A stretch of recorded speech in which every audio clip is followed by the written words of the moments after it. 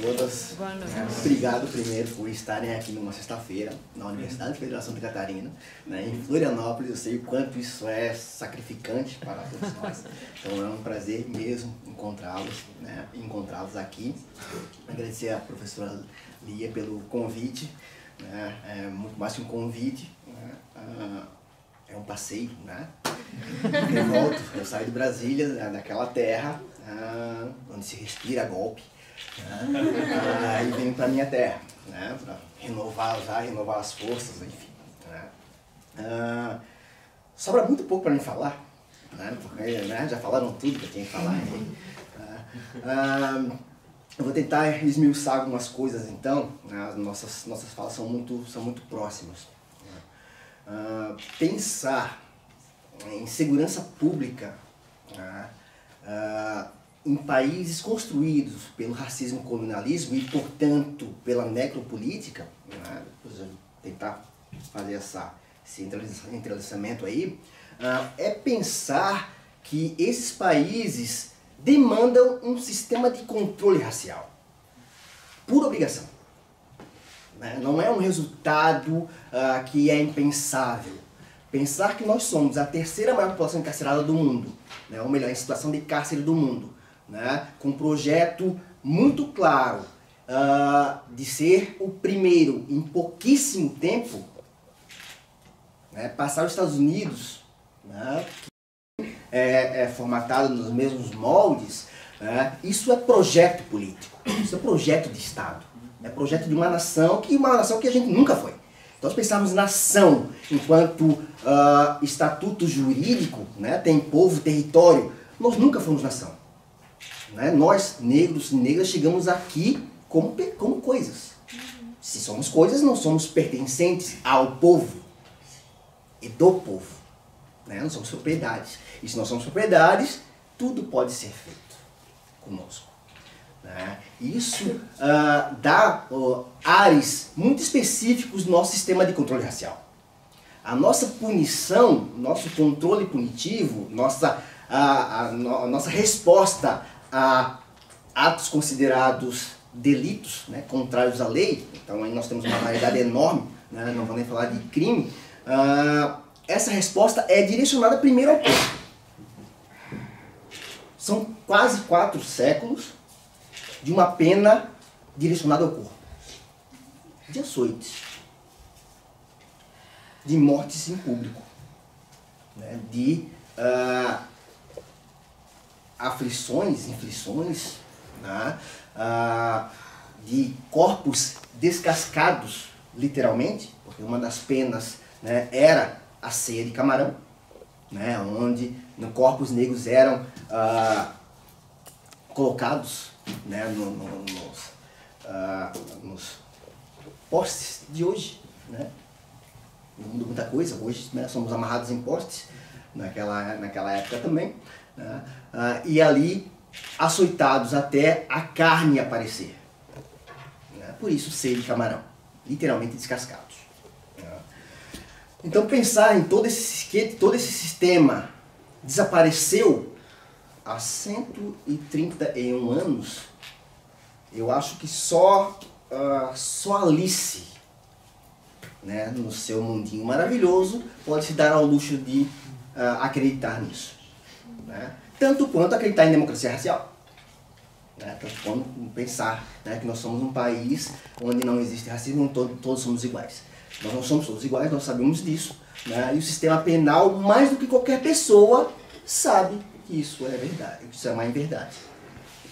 Para além disso, está lá o princípio da igualdade colocado como dogma constitucional. Somos todos iguais. Não teremos tratamentos diferenciados. Fala isso para a polícia. Ou para o empregador. Ou em todos os outros âmbitos, áreas, que a gente possa circular. Sempre vai haver. O racismo é estruturante das nossas relações. Então, pensar nesse sistema, como ele se transformou, ou se remodelou, melhor dizendo, da noite para o dia, do 13 para o 14, né, de maio de 1888, né, é fundamental para nós pensarmos por que nós estamos nesse contexto, né, de sermos uma das maiores populações em situação de cárcere do mundo e termos uma polícia, a polícia que mais mata no mundo. Mas é que também mais morre. E é a que mais morre porque ela é construída basicamente pelos mesmos corpos que são mortos por ela. São corpos negros que se matam nessa guerra chamada guerra contra as drogas, que é uma guerra racial. Não é contra as drogas e nunca vai ser. Né? Enfim. Então pensar esse sistema, como ele trabalha por baixo, né, paralelo, melhor dizendo, aos princípios constitucionais, ao princípio da igualdade, né, a como ele mata discursando segurança pública, é primordial nós pensarmos segurança para quem? Para mim, para nós, muitos aqui, né, com certeza não. E não vai ser, né, tão brevemente. Né. Esse sistema, né, ele funciona basicamente, nós começar a pensar pela nossa guerra contra as drogas, porque é fundamental nós pensarmos a nossa política de drogas, porque ela é o nosso principal instrumento, tanto do genocídio, quanto do encarceramento em massa. Né? Então, acho que o ponto inicial para nós pensarmos a discussão é pensar nisso. Né? E pensar mais para além da discriminação da maconha. Né? A discriminação da maconha não vai surtir maiores efeitos para a gente. Né? Nós vamos ser criminalizados por outras drogas.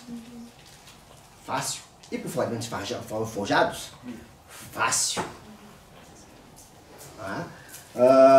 O nosso sistema, nossa população carcerária, né, é constituída, então, ela é formada, ela é forjada por um sistema penal, um sistema jurídico programado pelo racismo, que vai ter como resultado a seletividade racial. Essa seletividade racial é a resultante desse jogo, né, entre princípios e discursos constitucionais legais, né, e o racismo que estrutura também o judiciário, né, lembrando que a população negra no judiciário é menos de 10%, né, considerados aí os pretos e pardos, né, ainda estou para encontrar esse povo, né,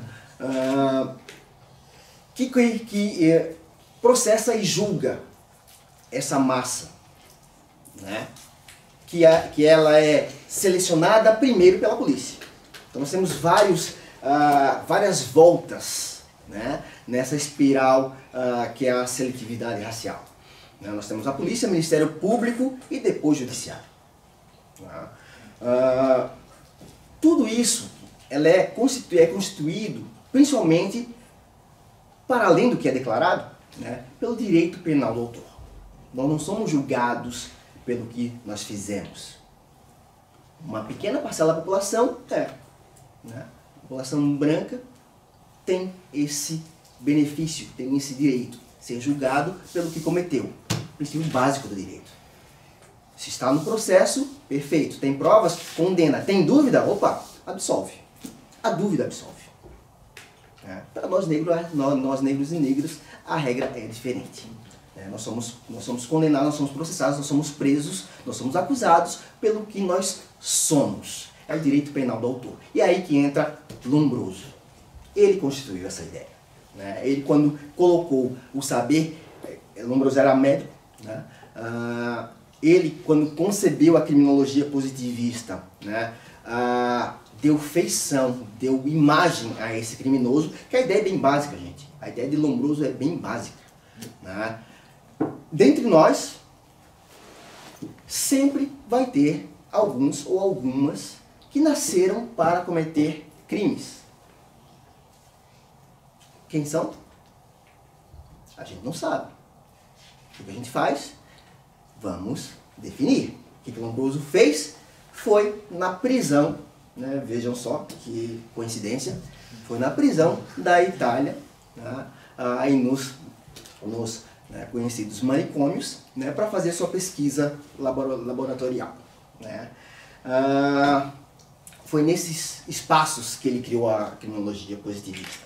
Né? Então vejam que o louco, né, e o criminoso andam próximo desde sempre. né? E por uma razão bem simples, pela sua suposta periculosidade.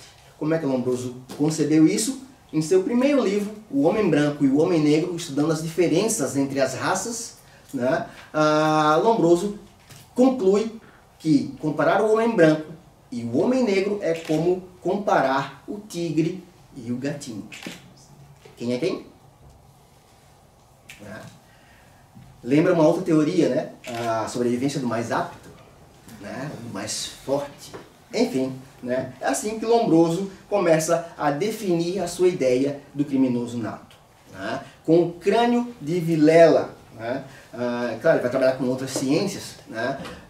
Com o crânio de Vilela, um ladrão, né? Que por coincidência também era negro, né?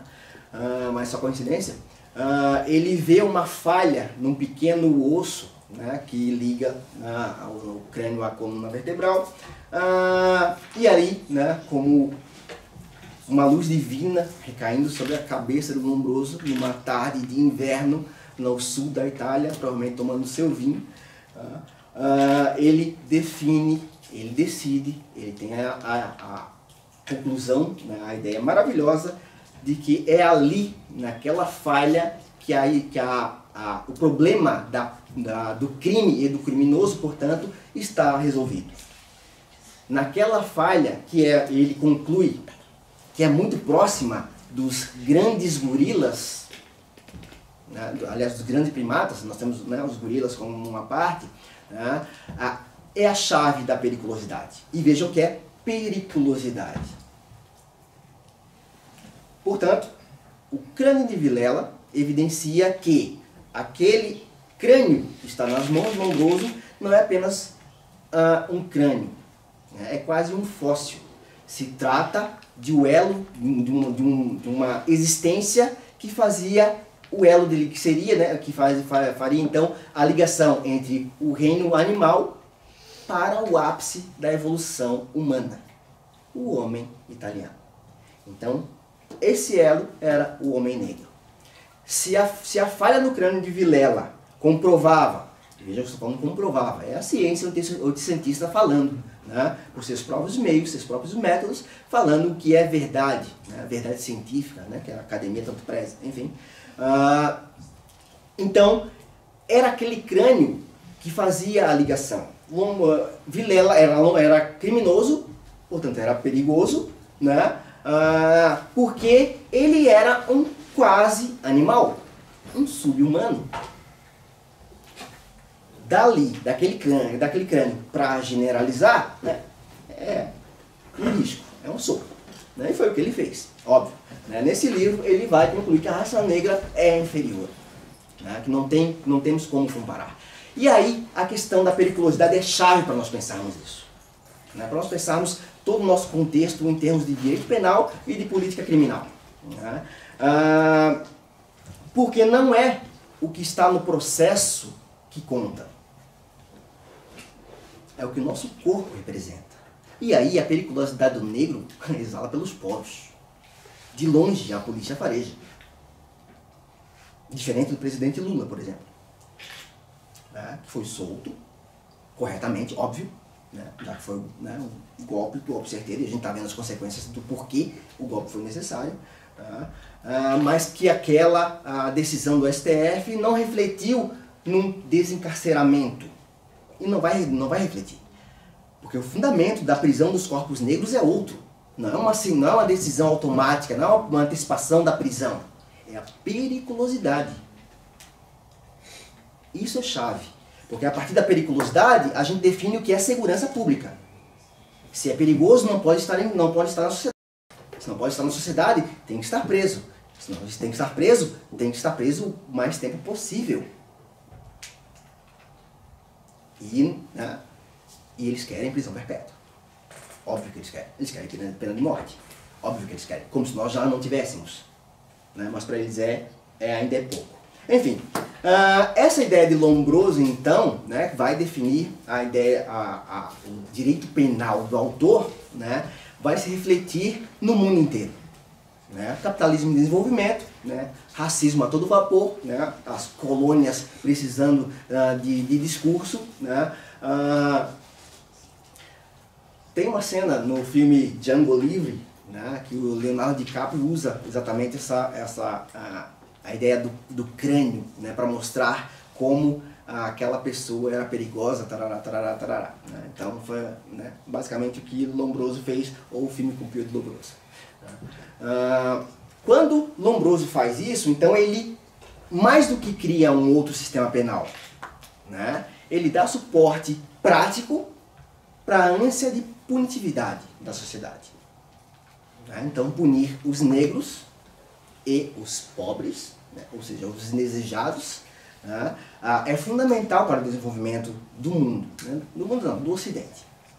Né. E Lombroso ganhou o mundo. Lombroso é conhecido mundialmente pela sua obra O Homem Delinquente, né, onde essa ideia, né, fica mais evidente. Mas essa ideia tão evidente, o racismo não é colocado de forma clara. Ele está ali, sim, de modo disperso. Quando eu comecei a minha dissertação aqui, gente, a minha ideia era trabalhar com Lombroso, sempre foi. Né? E quando eu comecei a folhear Lombroso, né, ia nas aulas, já conhecia Lombroso desde a graduação, né, mas ninguém falava. Né? Ninguém falava de racismo. Ninguém falava que aquele criminoso tinha uma cor. Né? Quando, no mestrado, quando eu fui estudar O Homem Delinquente, cada folhada no livro era um Luciano que passava. Era o cabelo, era o nariz, era a orelha, era a tatuagem. Né? Depois, claro, né, aí pesquisando um pouco mais, eu encontrei o primeiro livro do Lombroso, né, que não tem tradução em português. Aí eu contei com vários colegas e colegas que me ajudaram a trazer o livro da Itália, livro de 1874, acho, a primeira edição. Né? E aí, claro, né, foi republicado lá, aqui não. E aí eu encontrei o racismo. E aí eu encontrei, por exemplo, por que a tatuagem era tão importante para Lombroso. O Lombroso falava que nas tribos africanas, né, o ato, né, o ritual das tatuagens era tão selvagem, tão dolorido, que só um quase animal para, né, participar, para fazer aquela tatuagem. A primeira coisa que eu lembro que eu pensei quando li aqui foi, putz, né, o italiano é um frouxo, não aguenta uma dorzinha, né? Enfim, né? Mas Lombroso, né, achava o contrário. Né? A tese de Lombroso é tão forte, claro que hoje nós temos, o nosso Código Penal traz o direito penal do autor, quando ele traz essa questão, né, dos dados pessoais, dos antecedentes no local do crime. A nossa lei de drogas faz a mesma coisa na diferenciação, ou melhor, indiferenciação, porque é proposital, que ela seja, que o traficante e o usuário sejam indiferenciados, né, porque a gente pode jogar tudo no mesmo balaio. Né? Então, quando acontece isso, né, nós temos todo um repertório de periculosidade por trás. Né? Não só no direito penal, mas na saúde pública. Né? Nós pensarmos, por exemplo, que as mulheres negras no SUS recebem menos anestesia. E por que elas recebem menos anestesia? Porque elas sentem menos dor. Isso é Lombroso. Lombroso falava da analgesia. O negro não sente dor. Por isso ele tem que, né, as penas têm que ser corporais. E são corporais, pode bater até cansar. Porque inclusive aquele corpo pode estar mentindo, pode estar falando que está sentindo dor e na verdade não está. Né? Ciência pura. Enfim, né? Isso mostra, né, isso vai fundamentar todo o nosso sistema punitivo de viés escravocrata na democracia, na república. Porque não é obra do destino que esse discurso do Lombroso, toda essa ciência, esse saber, chega no Brasil no pós-abolição. Né? É quando o nosso sistema punitivo voltado ao corpo negro perde a legitimidade, perde a legalidade com a abolição. O que a gente vai fazer? Como é que a gente vai controlar? A tese do delinquente nato cai como uma luva para o Brasil. Né? Vamos ter que controlar os perigosos, óbvio, que estão tomando a rua. E como é que vai ficar a nossa segurança pública? Nosso encarceramento em massa começa exatamente aí. Em 1890, Código Penal, em seu artigo 45, traz a pena de prisão com o trabalho obrigatório. Reescravização. Deixamos de ser escravo, né? O Estado nos prende e agora nos força a trabalhar para o Estado. O Estado é o senhor do escravo. Né? Aí começa o nosso encarceramento em massa. Né? Mas nossa história com a prisão vem de muito antes. Né? Os navios tombeiros são nossas prisões. As senzalas são nossas prisões. A favelização dos morros no pós-abolição, também não por obra do acaso, é nossa prisão. E é aí que se dá o cenário da nossa guerra contra as drogas. O campo de batalha está formado. O inimigo também. Né? Em 1832 nós temos a criminalização da maconha, né? Ou melhor, né? Do fumo de negro, ou de amba, né? Ou maconha, né? como queiram, né?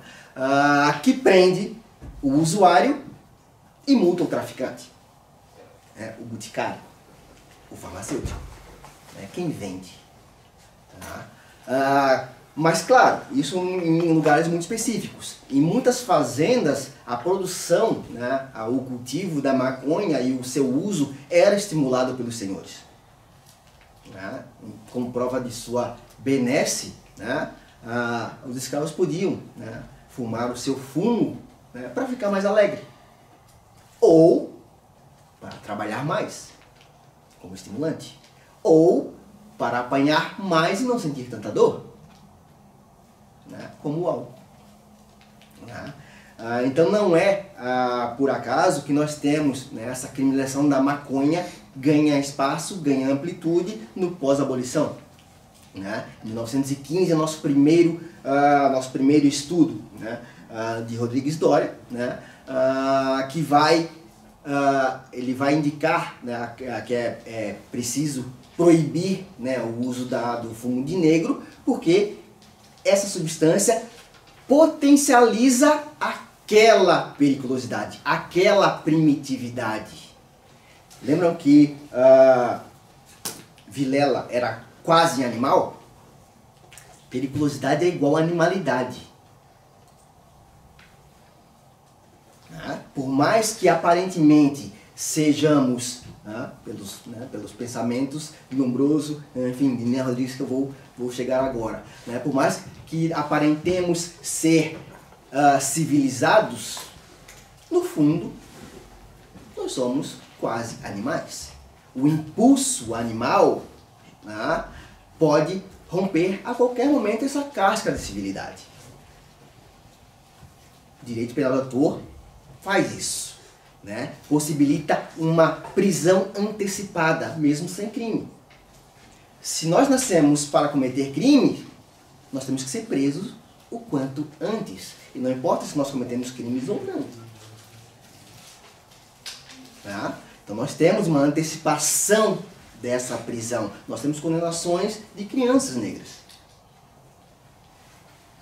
Tá? A maioridade penal, né, no pós-abolição é 9 anos. O discurso de hoje, de redução da maioridade penal, é a mesma coisa. É o discurso do Lombroso. Né? Se o menor cometeu um ato infracional, se a criança cometeu um ato infracional análogo a um crime, é porque é sinal da sua periculosidade, da sua animalidade, da sua primitividade. Então, prendemos o quanto antes. Vamos para 16. Depois de 16, vamos para 14. Do 14, vamos para o 12. Do 12 para o 10. E aí a gente se equipara a 1888, 9. Esses são os projetos que nós temos na Câmara, lá em Brasília. A redução para 16 é apenas um passo. Os outros ainda estão tramitando, estão aguardando a sua hora, né? Que o contexto seja favorável. Né? Voltando então para Lombroso e pós-abolição, né?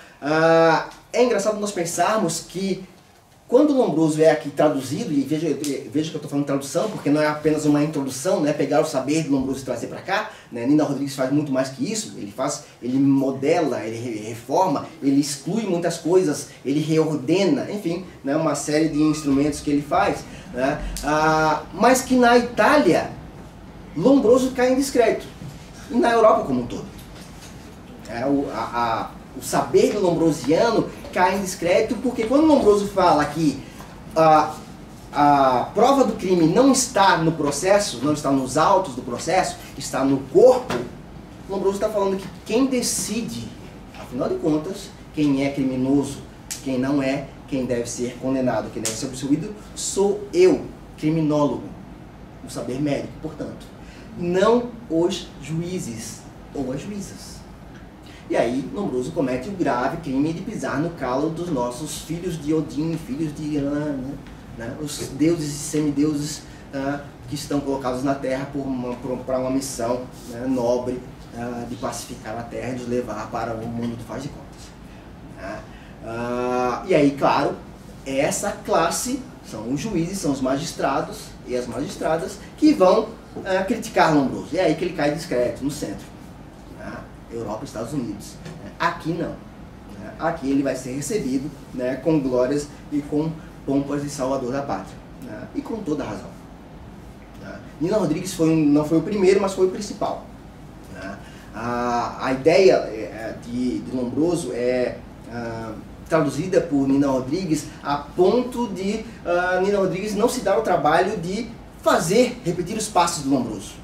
Ele não vai compilar dados, ele não vai atrás, ele não vai nas penitenciárias, não no seu trabalho das raças humanas e a responsabilidade penal, né? Em outro momento ele vai, ele apenas cita os trabalhos do Lombroso.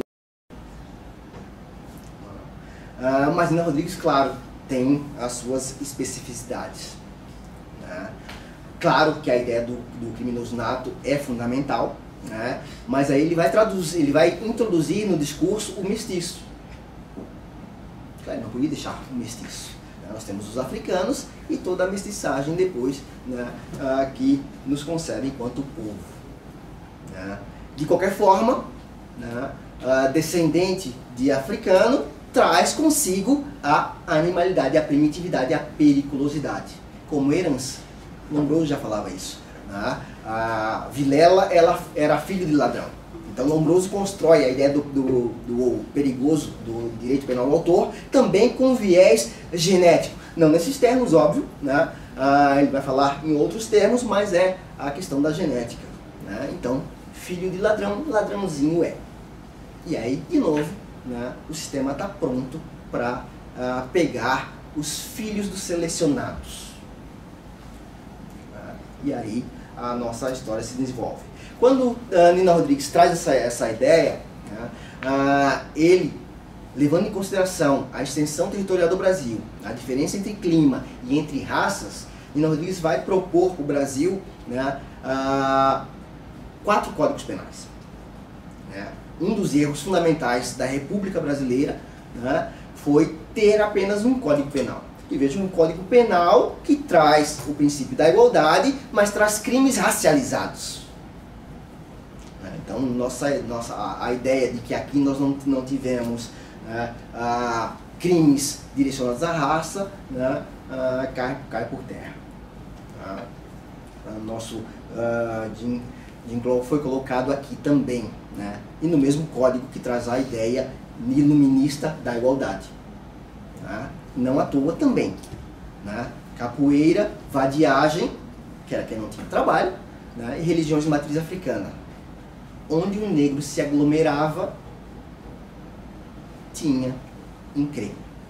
Isso reflete o medo da nossa elite branca pelas revoluções, pelas rebeldias, pelas insurgências. Desde Palmares assombra a nossa nação. E, claro, vai aumentando, né, com Haiti, com Farrapos, enfim, com todas as outras. Nina Rodrigues só não conseguiu implementar, né, o seu programa de apartheid brasileiro porque ele não tinha tanta influência, tanto apoio, né, dos juristas. Já? Eu não falei nem a metade, gente. Então essa ideia do apartheid brasileiro legalizado, né, ficou, né, para depois. Né? Ainda estamos nesse projeto. Né? Mas se ele não conseguiu colocar isso no papel, em termos legais, né, Nino Rodrigues nos mostrou como o sistema, como o controle racial brasileiro devia ser feito. Independentemente do discurso, independentemente da lei. É na prática que o controle de corpos se dá. Essa ideia, então, das penas que antes eram exclusivas das propriedades, das fazendas, tomam a rua. O Estado passa a ser agora, né, o proprietário, né, desses corpos, né, e detentor desse poder de punir o corpo. Né? O extermínio da população negra também começa, né, a ganhar áreas massivas. Claro, não posso esquecer de falar, né, o projeto de Nino Rodrigues, né, o projeto de branqueamento é tão claro, né, que ele toma Santa Catarina como exemplo, né, a Europa brasileira. Né. Aqui o branqueamento da população, né, o projeto de futuro do Brasil já estava em andamento com as colônias europeias que para cá vieram no pós-abolição, né, com o subsídio do governo. Né. Enfim, depois, né, Nino Rodrigues vai formar a sua história, a sua escola, né, e aí nós temos a questão do Rodrigues Doria em 1915 falando do fumo de negro. Né. Em 1932 nós temos a criminalização da maconha, do uso e comércio da maconha no Rio de Janeiro. Então uma das primeiras coisas que a gente tem que ter em mente quando se fala de guerra contra as drogas é que a nossa guerra não começou em 1970, quando os Estados Unidos declara a guerra. Nossa guerra é bem antes, é muito antes. Mas os resultados, né, só não são iguais aos dos Estados Unidos, né, porque nosso sistema, prisional não é privatizado, não dá lucros. Não dá lucros? Várias interrogações aí. Claro que dá lucros. Nós já temos parcerias público-privadas nos presídios. Né? Nós temos os presídios públicos sendo explorados por empresas, né, que preferem inclusive essa mão de obra, óbvio, né, porque não pagam hora extra, não pagam fundo de garantia, não pagam nada, pagam uma mixaria, né, e o preso se coloca na obrigação de trabalhar, né, e também não tem trabalho para todos, né, então nós temos uma seleção de novo para saber quem trabalha e quem não, e de novo, né, o negro vai ficar relegado. Né, o presídio aqui da Trindade aqui do lado, né, prova disso. Então nós temos toda uma tratativa, né, pensando nessa privatização, né, que já está colocada, né, duas semanas ou 3 semanas, né, teve um decreto do Bozo falando em relação a isso também, né, colocando um apoio, né, governamental para a privatização de presídios. Né. Então pensar, né, genocídio, encarceramento da massa negra é pensar em política de drogas. Né. Temos que pensar em drogas enquanto problema de saúde. Né. O problema de nossa guerra contra as drogas, ela é falida? Nos termos declarados ela é. No que não se declara, ela é sucesso absoluto. Ela extermina corpos com 80 tiros e não acontece nada. E aí, claro, e ainda infla essa população encarcerada, né, a população que está segregada, né, e que vai ser, de novo, reatualizada, né, pensando que a nossa reincidência é de mais de 70%. Né. O sistema penal precisa da reincidência. Ele não vai impedir a reincidência. Aliás, ele nunca foi feito para reintegrar, ressocializar. Reintegrar quem? Se nós nunca fomos integrados nesse povo. Ressocializar quem? Reeducar quem? Pensar, então, em como, em termos democráticos, a prisão se coloca como única resposta tal, é pensar em que tipo de democracia é essa. Só uma democracia vinda da colonização, né, com as mesmas estruturas racistas, é que demanda a prisão como resposta. Porque a prisão, primeiro, é um instrumento de controle racial. Depois ela vai ser qualquer coisa. E aí, claro, pensar nessa atualização de como o direito penal do autor funciona hoje em dia, né, apesar dos discursos, né, pensar na indiferenciação entre traficante e usuário, né, que muitas vezes, né, temos flagrantes forjados, nós temos prisões por baseados em maconha, né, por uso de maconha, que nem é crime. Né, o máximo que pode acontecer o máximo do máximo é ser alguém encaminhado para a delegacia, lá assinar um termo circunstanciado e ser solto. Mas se for negro, ele vai ficar preso, vai ser preso em flagrante como traficante. Mesmo portando um cigarro de maconha, porque no imaginário policial e das nossas autoridades, né, aquele baseado é apenas um chamariz. O resto da droga, né, o que está para ser comercializado, está escondido. E isso vem nas sentenças. Isso está colocado.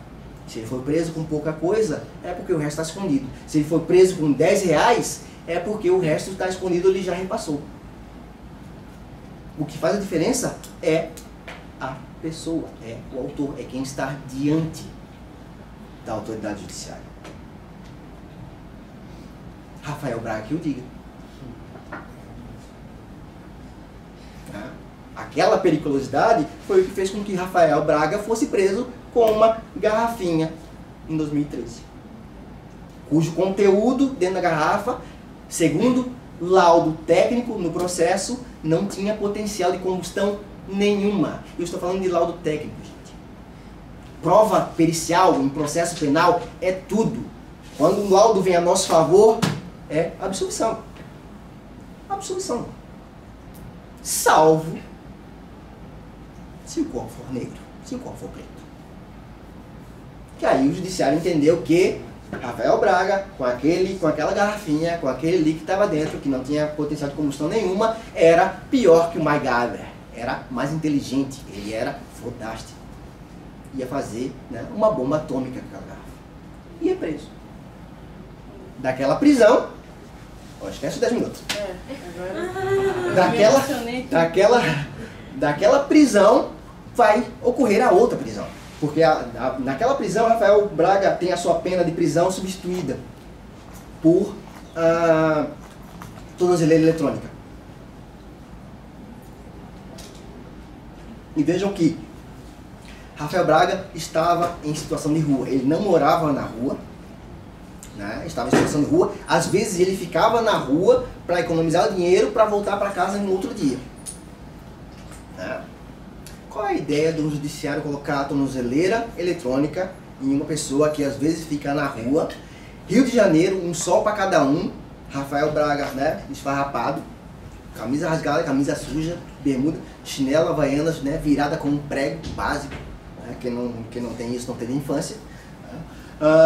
No Rio de Janeiro, catando material reciclável. Óbvio que ele ia ser alvo da polícia. E foi. E nessa abordagem não encontraram nada, porque Rafael Braga não era usuário de drogas, né? Nem usuário ele era. Fizeram ele cheirar uma porção de cocaína e colocaram outra no bolso dele.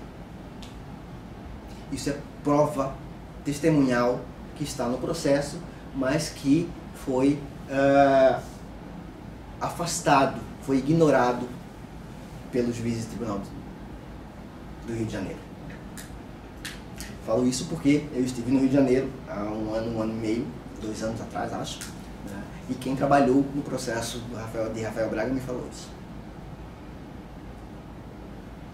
Rafael Braga foi preso como traficante por um flagrante forjado, com testemunhos, com 0,009 gramas, preso com base na palavra dos policiais que prenderam ele flagrantemente. Diferentemente aqui de Santa Catarina, o Rio de Janeiro, né, o Tribunal de Justiça do Rio de Janeiro, tem uma súmula, a súmula 70, que fala que a palavra dos policiais é o suficiente para uma condenação. Em Santa Catarina nós não temos súmulas, mas acontece a mesma coisa. Nós não precisamos disso. Então pensar em todo esse sistema, pensar como que o direito penal funciona, como ele se mantém ainda hoje, como que a gente concebe um direito penal que não é igual e não vai ser igual, né, porque ele tem que manter a estrutura racializada, né, racista, portanto, né, e que vai, claro, colocar a prisão de uma forma programática para determinados lugares, para determinadas pessoas. A seletividade racial, ela é característica do nosso sistema. Mas não é só do nosso sistema. Não existe sistema penal igualitário. O sistema penal sempre vai ser desigualitário. Sempre, em qualquer lugar, em qualquer situação. Pensar um outro jeito de punir é a nossa tarefa. Ou melhor, de responsabilizar. Mas para isso nós temos um longo caminho, pensar, né, as drogas enquanto problema social, de saúde, né, minimamente de saúde, fora nas outras áreas, né, sobre falta de perspectiva, de possibilidades, claro, de consumo, né, como fonte de consumo. Nós temos que pensar isso também. Enfim, não posso esquecer de falar, claro, do pacote criminoso do ministro Moro. De tantas coisas que tem lá, de tantas inconstitucionalidades, são muitas, gente, né? Eu tive a oportunidade de discutir na Câmara de Deputados, né? A prisão automática em segunda instância, após a confirmação em segunda instância, é apenas uma delas, né? Mas que também está lá e que já vai ser... apesar da decisão do STF, vai voltar a ser pauta, né, porque nós temos um projeto de lei, né, para alterar o Código de Processo Penal para permitir isso, né, ou seja, já nasce inconstitucional, mas parece que inconstitucionalidade não é nenhum problema para esse governo, né, muito pelo contrário. Nós temos a exclusão de ilicitude, né, de policiais. O que nós tínhamos então de problema com os autos de resistência, agora nós não vamos ter mais. Porque agora, né, serão mortes legítimas, em legítima defesa dos policiais, em legítima defesa do soldado, né, que deu os 80 tiros. Essa possibilidade, né, essa exclusão de ilicitude foi barrada na Câmara dos Deputados, mas agora está no Senado. Né, então agora é outra batalha. E claro, nós temos também, né, o PL, né, que o presidente apresentou ontem, né, por conta do lançamento do seu novo partido, né, que já diz ao que veio, né, com o seu quadro confeccionado, né, com as cápsulas, né, das munições, né, puramente de cápsulas, né, de armas de fogo. Né, e a primeira coisa que eu pensei quando vi aquele quadro foi: quantos corpos negros foi necessário? Aí depois alguém falou: mas foi a indústria armamentista que forneceu. Sim, beleza. Quantos corpos negros vão ser tombados para que outros quadros desses sejam confeccionados? Isso vai virar souvenir, isso vai virar premiação. Pensem no policial que matou, né, na favela, nas comunidades, porque é sempre lá, né, na beira-mar nós nunca temos isso, nunca temos bala perdida, ganhando seu quadro com o projétil que eliminou o fulano. Ele vai colocar na sala dele. As corporações, a primeira coisa que eu pensei foi nisso, as corporações vão começar a dar esses quadros de prêmio, ao invés de medalhas. Enfim, né, mas nós temos outra possibilidade, né, várias outras possibilidades, né, nesse PL, né, porque ele traz, diferentemente do projeto do Moro, né, que traz a excludente de ilicitude para o policial que estiver em atividade e atirar por medo, por exemplo. Né, essa é uma das possibilidades. Né, então, sentir o medo, atira, né, e depois vê o que é. Né, e aí nós temos que perguntar para os policiais, né, quando é que eles têm medo de fazer essas incursões, né? Alguns vão dizer, né, todo dia, outros, né, com a sua forte masculinidade, né, inabalável masculinidade, vão dizer nunca, né? Mas alguns vão dizer que sim, né, até porque eles não possuem colete, né, colete à prova de bala, o colete está vencido, o colete fica pequeno, enfim, né, vários outros problemas de saúde, né? E também não é à toa que Moro fala em criminoso nato, aliás, criminoso habitual. Criminoso habitual era o que Lombroso falava em 1870. Então, quando o Moro traz essa categoria, né, para o seu projeto de lei, ele fala muito bem qual é o que ele pensa e para onde está direcionado esse PL. Quando o presidente traz o seu projeto de lei, né, e ainda fala, né, que se estiver com armas, né, vai tomar tiros, né? E aí nós temos que pensar qual é o que ele entende por arma, se é uma furadeira, um guarda-chuva, né, um celular, né? Tudo é arma, né, já que a nossa periculosidade pode transformar qualquer coisa em uma bomba, em uma arma, enfim. Ele traz para operações da GLO, né, Garantia da Lei e Ordem, né? Então são operações das forças de segurança pública, né? Que, claro, né, não estão em qualquer lugar, e aí segurança pública vira garantia da lei e ordem. E quando eu falo ordem, eu falo todos e todas em seus devidos lugares. Os lugares de alguns, né, é não estar no meio do povo, no meio da sociedade, né? Porque esses perigosos, né, têm que ser eliminados, né? Então essa legítima defesa é uma legítima defesa presumida, né? Então quem efetuar os disparos, né, não vai responder, não vai ser, pode até responder, mas não vai ser punido, não vai ser preso, não existe prisão em flagrante nesses casos, né? Não vai receber uma punição, não vai ser preso depois, em decorrência do processo, né? Então está direcionada para essa questão de segurança pública, né, para manter a ordem e a lei, né? E também, claro, né, direcionada a ato terrorista. Pensar em terrorismo no Brasil é uma coisa fantástica, né? Nosso problema com o terrorista é uma coisa, né, histórica, né? Mas claro que isso vai se voltar para as manifestações populares. Quando o Bozo Júnior falou em AI-5, né, há bem pouco tempo, né, todo mundo falou isso é um absurdo. Esse projeto de lei é basicamente o início do AI-5. Né, porque se nós tivermos uma manifestação que altera a ordem, né, e tem um mínimo de terror colocado, vamos pensar nas manifestações que estão ocorrendo na América Latina como um todo, há possibilidade de disparos de arma letal, né, com a garantia de que quem atirar não vai responder por nada.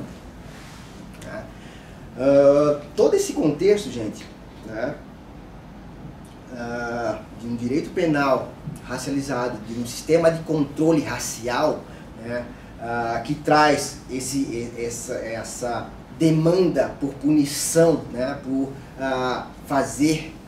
produzir dor, né, sobre o corpo negro principalmente, né, faz do nosso direito penal, ou melhor, dos nossos direitos penais, tanto declarado, que é esse que compõe que faz, né, o encarceramento em massa, que compõe a nossa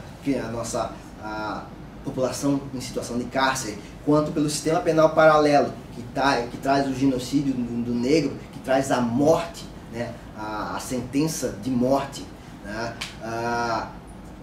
colocada, né, com aval constitucional, né, porque essas mortes, se são colocadas no contexto de política de drogas, né, tem o aval constitucional, porque o combate ao tráfico de drogas está na Constituição. Então nós temos um debate muito mais sério, muito mais profundo para fazer aí, né, porque nós estamos tratando de questões constitucionais, né, traz a característica do nosso sistema penal, né, nosso sistema punitivo. Ele é senhorial. corpo que manda bater, que manda matar, que açoita, incorpora o senhorzinho de antes. O senhorismo é a nossa característica.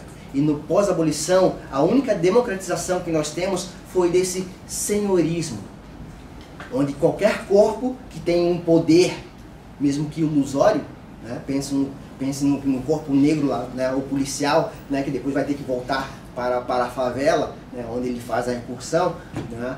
Então um poder ilusório, mas que tem o poder de fogo, né? Ele vai encarnar, ele vai incorporar esse senhor, ele vai direcionar sua arma, né? Para o corpo negro, que continua sendo objetificável, né? E se é objetificável, pode ser morto a qualquer momento, tá?